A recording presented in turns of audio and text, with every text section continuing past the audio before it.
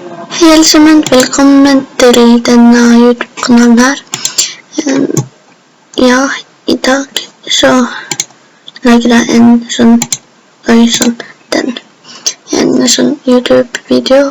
Så ja, sånn. Og så kan vi sikkert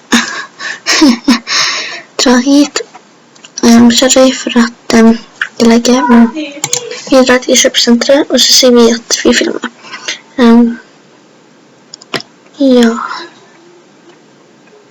Så kan vi her si at vi filmer.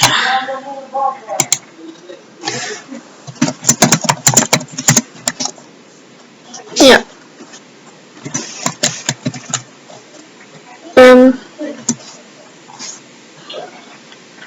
Sånn. Så ja.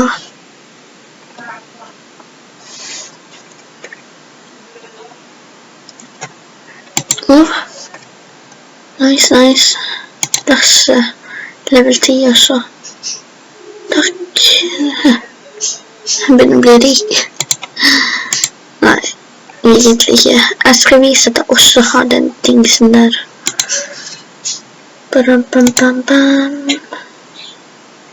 Så, ja.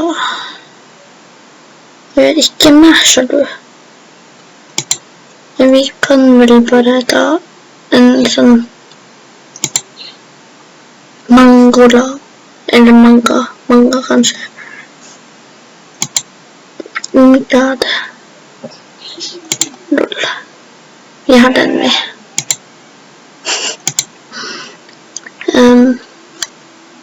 Sånn. Så vi går hit fordi her er det folk. Der er det folk. Lol. Jaha. Her enda lol.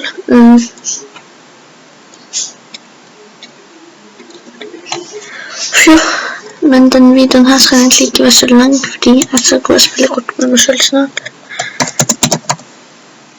Si hei. Jeg vil være helt oppi skjermen, jeg husker hvordan jeg gjorde det. Si hei. Si hei til...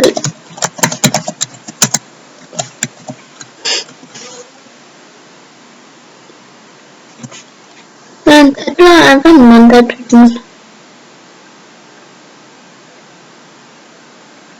Si hei til YouTube.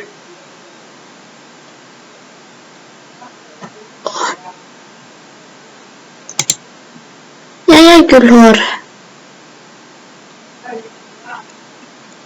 Ja, ok. Fordi det er ingen som vil si hei til YouTube, altså til dere. Ja.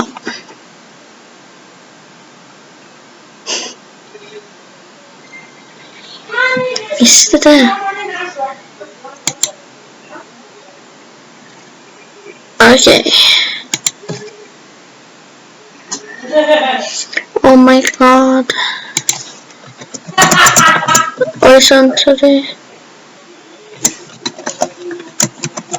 Ja, sorry, hvis dere liksom...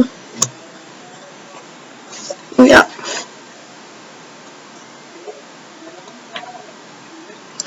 Ja.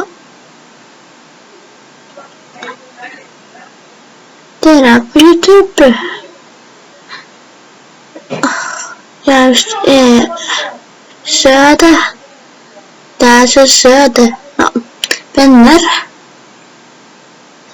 Elie. Sikkert Elina eller noe. Så ja, spise eple med kesam. Den er veldig artig. Det er jo ingen her.